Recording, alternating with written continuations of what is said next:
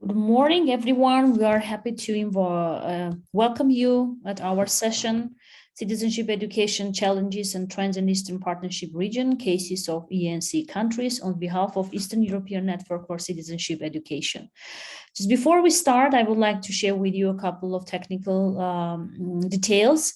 Feel free to send us questions in the chat. We are recording this session just for internal use purpose, and this session recording will be available on the EENCE channel in YouTube. So you are welcome to watch it later on if you didn't manage to come and see us here today.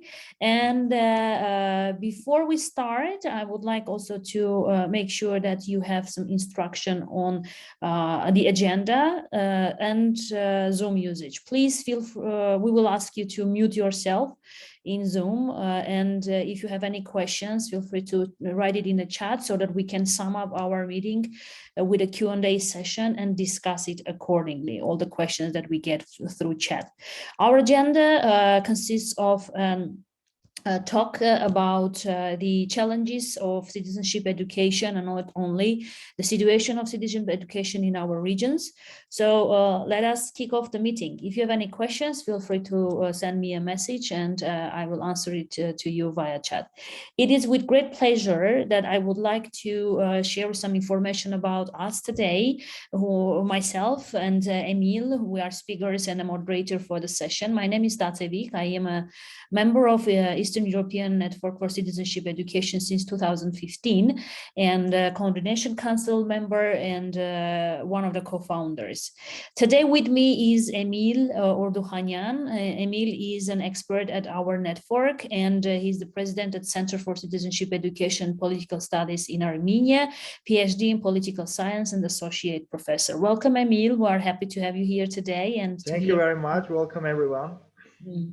And let's go ahead and talk about our network today. We are a network for organizations and experts in the Eastern Partnership country region, and our network aims at promoting exchange and development of knowledge, skills, and values on citizenship education in the region of Eastern Europe. We have new participants joining. Welcome. We have already started. Just follow us and you will get more information along the way. The session is recorded.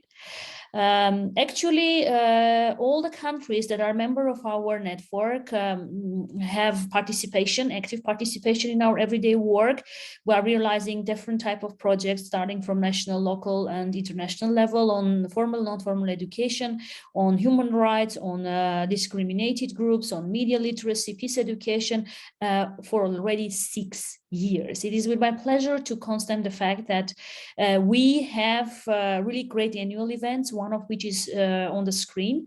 This year, we managed to do 7 days dedicated to 7 country members of EENCE, and that was a blast because we managed to discuss online, in an online format, the challenges of citizenship education, the obstacles and also the pros and cons of pandemic influence into our countries, as well as have lots of hybrid events, offline events and online events.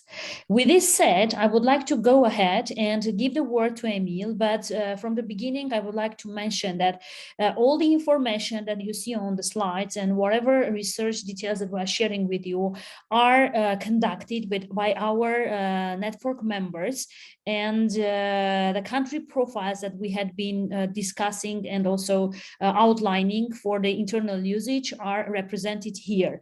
Every country has their own author, and thank you for everyone to contributing that research. With this, Emil, the floor is yours. Thank you. Thank you very much, Tatevik. I would like to welcome to our workshop all participants, and we'll start with some background information. During 19th, there appears to have been a rapidly growing interest throughout the world in the development and implementation of educational programs in schools that were designed to help young people become more competent and responsible citizens in democratic political systems. And given the fall of communist governments, the interest in educational programs supporting emerging democracies was not surprising. But attention to civic education has not been limited to post-communist countries and other countries with a short history of democracy.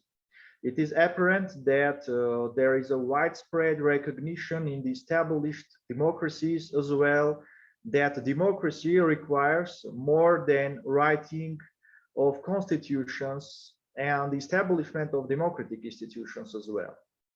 For a democracy to work, it must lie in the hearts and minds of its citizens, because democracy needs a political culture that supports it. And today, most programs in civic education are limited to the nation in which they originated. However, since the collapse of communism, there has been an increasing tendency for educators in emerging and advanced democracies to work together, sharing ideas, programs, and experience that are mutually beneficial. So we have analyzed the cases of 7 countries which are ENCE members, and I will start from the definition of citizenship education in ENCE member countries. We know that an official definition for civic or citizenship education in Armenia, Azerbaijan, Belarus, Moldova, and Russia does not exist. But in all these countries, there is a general definition, which is as follows. Civic education is a system of instruction and education of individuals, the purpose of which is to transfer and improve the knowledge and skills necessary for them to live, function, develop, and create in a civil society. Citizenship education is the process of building a citizen, how often individual, during which the individual develops the knowledge and skills necessary to participate in political or in his civic life. And civic education is one of the educational components of a person's socialization as a full member of society. As for Georgia, there is no universal definition of citizenship education as a concept, but the national definition of citizenship competence is in line with the Council of Europe Charter on Education for Democratic Citizenship and Human Rights Education, as well as the European Union Competence Framework for Lifelong Learning. The Charter defines the democratic citizenship and human rights education to which the Georgian National Youth Policy document refers, and Georgian framework of key youth program competencies also acknowledges the international relevance of citizenship competence by referring to the European Union Lifelong Learning Competence Framework. Only Ukraine, in its law on education, sets out that the government creates the conditions for the citizenship education aimed at the formation of skills associated with citizens' realization of their rights and obligations as members of society, an awareness of civic values, the rule of law, human rights and freedoms for people and citizens. In the concept for the development of citizenship education in Ukraine adopted in 2018, citizenship education is seen as an aspect of learning and upbringing for citizens on the basis of national and shared human values. So that's all regarding the definition of citizenship education in ENCE member countries, and I would like to ask Tatevik to talk about the ecosystem of non-formal citizenship education. Thank you, Emil. So the next hot topic that we decided to research encloses the ecosystem of non-formal citizenship education. I would like to highlight that in all countries, mostly, the non-formal citizenship education is related to social, economic, political, and cultural actors. Is concentrated who influence the sector by their activities and by the implementation of programs aiming to strengthen the abilities of citizens to improve their efficiency in public life. In particular, you see that in Armenia, it is mostly foreign local organizations that carry out programs on citizenship education, and they rely on the funding of international civic education programs to enhance the non-formal citizenship education programs. In particular, in other countries, in Azerbaijan, civic education has received support from non-governmental organizations, student organizations, social organizations. That have been programs which have been supported by the UN, and the main goal of the UN project in Azerbaijan has been the creation of professional training schools for unemployed citizens. This is quite an interesting case to notice. As well as in Belarus, despite the fact that we see some critical situation currently in Belarus, the division of ideological and on a practical level government and non-governmental actors take place in parallel. And these entities very rarely work together. After the events of last year, we see that they have become more distanced from one another. I mean, the governmental and non-governmental organizations. And this is quite a sad thing to constate, but the cooperation between the formal and informal fields have become essentially impossible, and NGO sector is quite stressed currently in Belarus. As for Georgia, I should mention that here we see that the situation is more better and quite different, and international and non-governmental organizations have a representation in at least one local community in Georgia. They carry out national, international projects, and local NGOs implement citizenship education activities very efficiently. If we talk about Moldova, I would like to highlight that non-formal citizenship education is used as a tool to develop a range of citizenship-related skills and abilities, and it is conducted outside the framework of the formal education system. As for Ukraine, the situation again is quite in good hands, because NGOs actively carry out programs on national, local, and regional levels in collaboration with formal education institutions. That's a great chance and great highlight to say that still governmental organizations, institutions work with NGOs. Another one we have on the screen is Russia, where citizenship education programs are implemented in federal, regional, and local network projects and structures. However, some topics are not included in centralized programs because the policies and the activities of non-formal education are more concentrated on conservative traditional topics and presenting those values rather than associated with more democratic participation. With saying this, I would like to also highlight the legal environment in these countries, respectively starting from Armenia up to the next countries we have. The legal environment in all countries and the law and other documents related to education include some formulations of general concepts referring indirectly to civic education, and those formulations are continually in the phase of permanent improvements. Every single country member is constantly and continually improving the citizenship education formulation in their law. Saying this, I would like to pass the word to Emil to talk about the main stakeholders of civic education. Thank you very much, Civic. I will continue the next part of our research includes stakeholders of citizenship education in EENCE member countries. I will continue in alphabetic order and we'll start from Armenia. As we know, in Armenia, primary stakeholders of civic education are pupils and students. And in 8th and 12th grade, pupils study the subject in schools, which is called social science. The curriculum includes the topics of ethics, environment, economy, human rights and freedoms, aesthetics, psychology, sociology, politics, and law.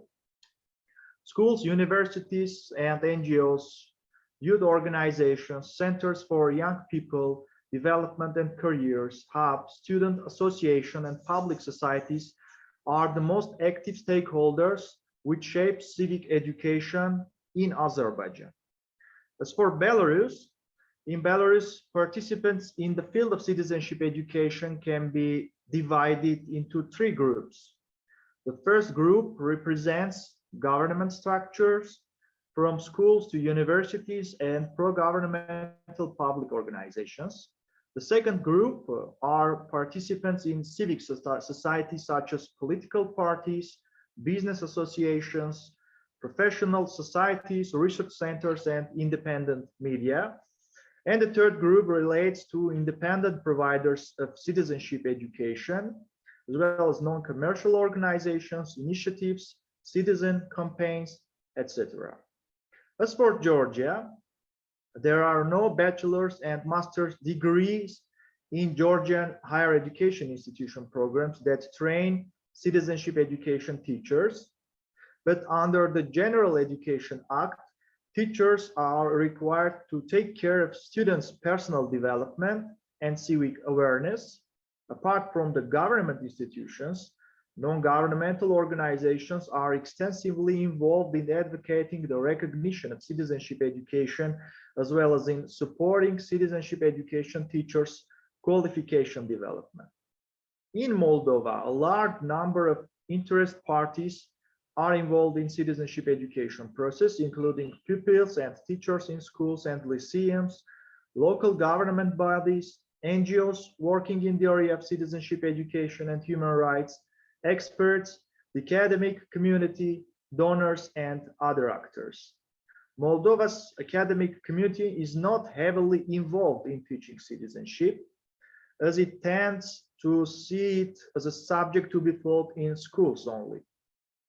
As for Russia, the state has an active position with regard to the development of citizenship education, but the citizenship education in Russia is mostly related to the patriotic conception of education. This is shown by the strength demonstrated by the government regarding the involvement of the public in the process of citizenship education for the population, the strengthening of links between their subjects, for example, educational organization. In Ukraine, the contemporary stage of development of citizenship education system is characterized by the establishment of formal citizenship education systems. The subject of civic education has become mandatory for students at all general education schools in Ukraine and is included in the program for older year groups. From 2015, higher education organizations also actively started to provide citizenship education courses for students. Now, I think that we have to define core challenges for citizenship education in EENCE member countries. And I will continue so that we defined two main challenges for each country, and I will start from Armenia. So in Armenia, an important issue for civic education is the right personnel. The social studies or civic education classes are usually taught by history teachers who are often unable to present and explain topics well. And there is a need to actively and effectively influence the consciousness of students in order to develop their critical thinking, their ability to have their own opinion, their ability to assess the situation and make decisions. As for Azerbaijan, when exploring the civic education in the field of formal and non-formal education, it becomes clear that citizens do not have enough scope to express original individual thoughts, support for developing diverging and converging thoughts, and opportunities to refute paradigms or express doubt in them. This all demonstrates that education is still experiencing the effects of post-Soviet period. The next challenge is the development of citizens' skills that requires methodological skills from teachers and also voluntary school organizations. At this point, the system of civic education requires investment. In Belarus, the key challenge for citizenship education after 2020 has been the existence of two directions of civic education in one space based on opposing values.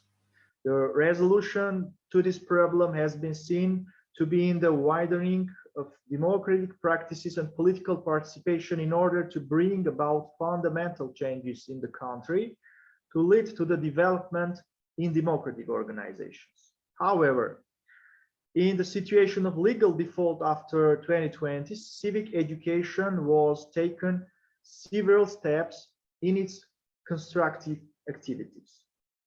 As for Georgia, an important problem is the qualification of teachers and the hourly workload redistribution. In many cases, the hours which are allotted to the subject are distributed to teachers just to fill the load, and their respective competence is not considered as well.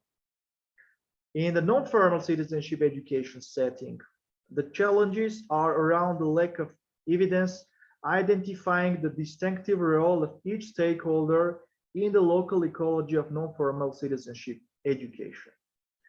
As for Moldova, one of the biggest problems it is facing is the way that state promotes Moldovan identity and encourages citizens to identify as Moldovan.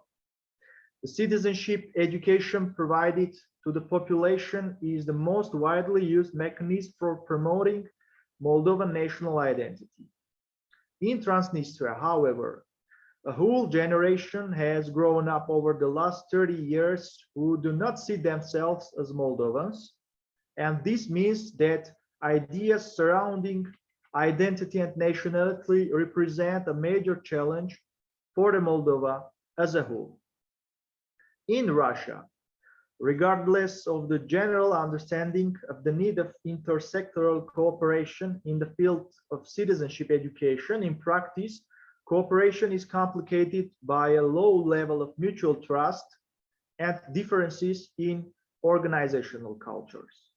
The main obstacle for citizenship education is still the insufficient formation of culture and democratic citizenship participation as well. And one further challenge is connected to the necessity of increasing the level of participants' activity and accepting the value situation of citizens for the shaping of citizenship identity and skills.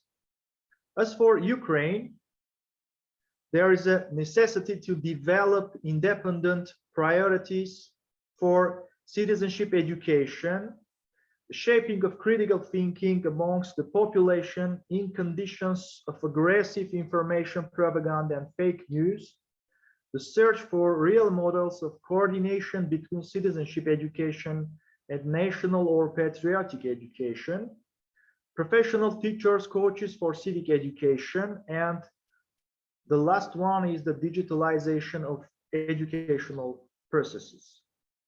Now, to understand the impact of citizenship education in post-Soviet period EENCE member countries, we thought that it is important to highlight their democratic transition scores based on Freedom House data for nation in transit. And this information, I think, that will help us to see the political regime type in these countries. And we have to certify that the citizenship education level has also its political impact. And after MAV, it is strictly related to the society's democratic aspirations. So we see on the screen 3 countries that have transitional or hybrid regimes: Ukraine, Georgia, and Moldova. These countries signed also the association agreement with European Union, and their democracy scores are higher than 3 points. The next group of countries, please, next slide, thank you. The next group of countries includes Russia, Belarus, and Azerbaijan, which have consolidated authoritarian regime, and their democracy scores are more than 1 point. In these countries, the level of democracy is not as higher as in the first group of countries, and the third group includes only Armenia, which has semi-consolidated authoritarian regime, and with democracy score higher than 2 points. So, after analyzing the scores provided by Freedom House and by comparing them to the current state of citizenship education in our countries, we can clearly identify that countries with higher democratic scores, such as Ukraine, Moldova, and Georgia, these countries has higher democratic scores, and democratic political regimes have succeeded in building sustainable citizenship education. Meanwhile, in countries where the citizenship education level is low, the democratic transition faces more and harder challenges and has many difficulties in its way for stable political regime development.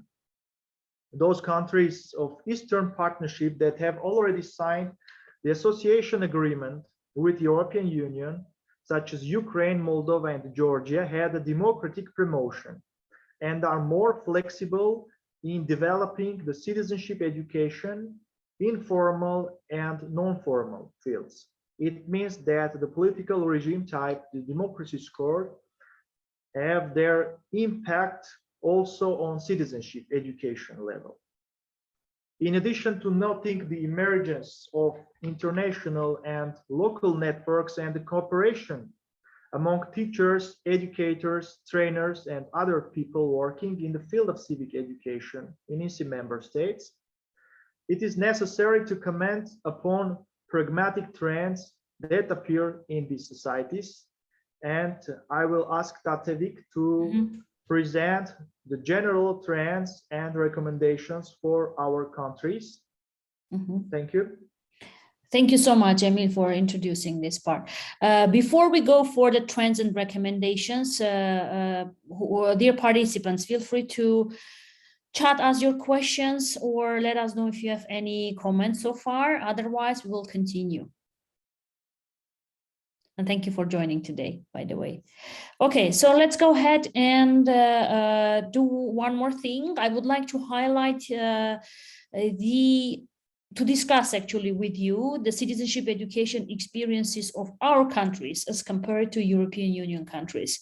I would like to share with you one thought that I was happy to hear from NECE Campus event with the Citizenship partnership. It was called, there was a conference related to the European Union citizenship education challenges. And I would like to highlight one particular focus, which is the same in our countries, actually. In European Union countries, in many of them, the citizenship education misses teachers' competencies, which means that, again, both in our countries and in European countries, there is a challenge of how much competent the teachers are to provide the right values and education principles to the pupils. So this is quite an interesting observation because as we see, the world is one, and even if we are in different situations, in different regions, we see the same tendencies. But in our case, I would like to highlight that in Eastern European Partnership countries,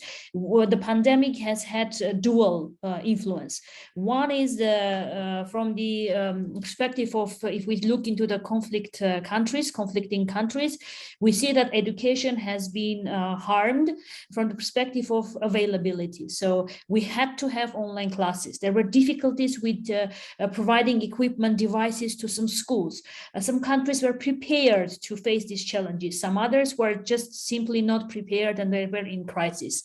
From the other hand, the pandemic also influenced the good, positive things related to the civic education, because people were able to learn more. Online tools and online platforms and lots of resources for available through internet really boosted the digital education, which has become one of the vital things.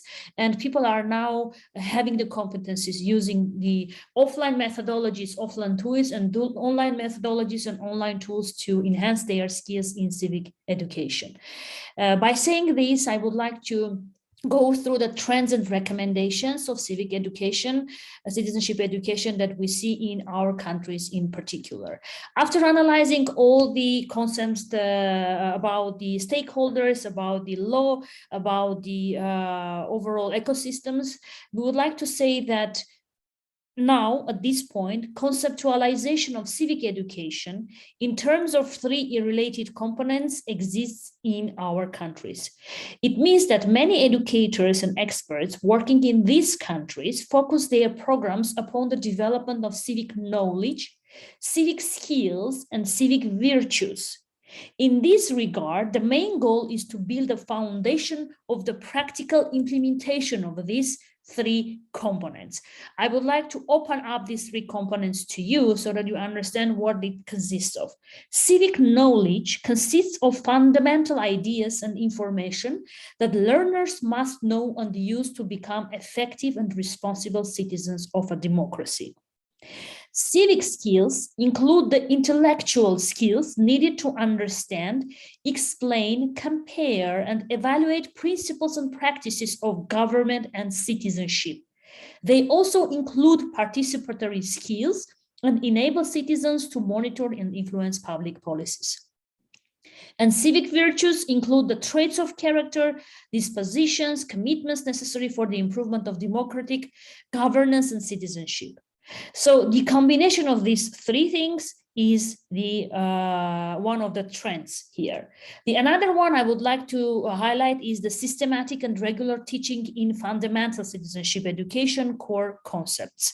Civic educators and experts are systematically teaching concepts of democratic governance and citizenship, such as popular sovereignty, individual rights, the common good, authority, justice, freedom, constitutionalism and rule of law, representative and participatory democracy. The other one is about development of decision-making skills. This is quite important to highlight because our countries still see the influence of communist time or post-Soviet period. Teachers and civic educators use case studies of political and legal issues to help and enhance students for developing decision-making skills. Students have to be taught to identify issues, to examine alternative choices, and to defend one choice as better than the others. This is one of the recommendations that we see. Another one is about the analysis of case studies. Educators have to require students to apply concepts and principles to the analysis of case studies. The use of case studies requires practical application of core ideas and concepts to make sense of the data of civic reality. This is really common in all countries that we have. And another one is about the comparative analysis of the international experience of government and citizenship. We know that sometimes our countries are taking the examples of other European Union countries and are implementing both governmental and non-governmental programs locally. The global resurgence of constitutional democracy has aroused interest in the comparative method of teaching and learning about government and citizenship. Teachers have to require students to compare institutions of constitutional democracy in their own country with institutions in other democracies, especially with consolidated ones. This is a recommendation from our side.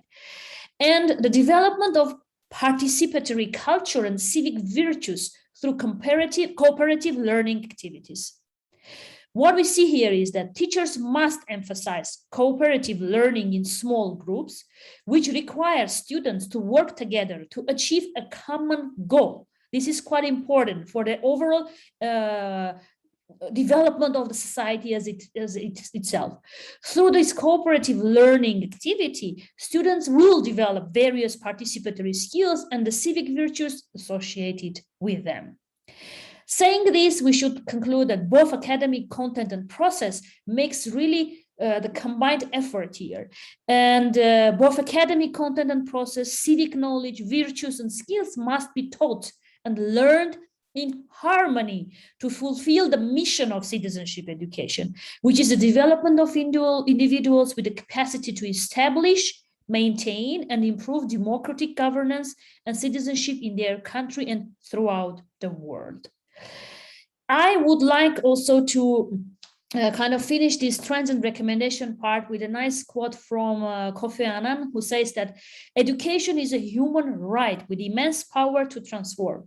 On its foundation rest the cornerstones of freedom, democracy, and sustainable human development. We would like to sum up with this note, but I would like to give the word to Emil. Emil, if you have anything to add. Otherwise, we can just jump on a Q&A session together to make sure that if you have any questions, to answer them. I think we have some 10 more minutes maximum, so feel free to let us know if you have any questions. Emil? Thank you, Tatevik. I just want to add that our research, this presentation was made based on the collected, compared and analyzed information, as you said, firstly by EENCE member country profiles that I think will be available soon on BPB website or EENCE website. And I see that we have representatives from EENCE member states. Maybe they have something to add by their side. So I see that Anush wrote, thank you for your comprehensive analysis. Thank you so much. Feel free to let us know if you have any questions. Thank you for your participation. Okay, great then. So hopefully this was useful information. You are unmuted, Tate. Oh, sorry, guys. Yeah, thank you. Okay, in this case, I think it is. Thank you. It was very informative. Thank you for your comment. Let us give you one more minute if maybe some question will come up to your mind. Otherwise, I mean, you know that we represent the Eastern European Network for Citizenship Education. It was our honor to be a part of this great conference, NECE, and we wish good luck to other sessions, as well as we hope that in the nearest future, we will still be healthy, be safe, and meet during the next NECE conference in person. Thank you, Eka. Thank you for your impressive presentation. Thank you for informative analysis. Thank you, Christine, for your feedback. Thank you, Hanna. Thank you so much for sharing your experience and insights. And if you, by the way, if you would like to get the slides, feel free to send us an email to info@eence@gmail.com, and we will be more than happy to provide you the slides, as well as we will post this recording to our EENCE YouTube channel with public access, and feel free to go there and review if you need some information to be reheard. Thank you so much. With this, I will stop the recording and tell you have a great day ahead. Thank you so much. Thank you. Have a great day. Thank you very much.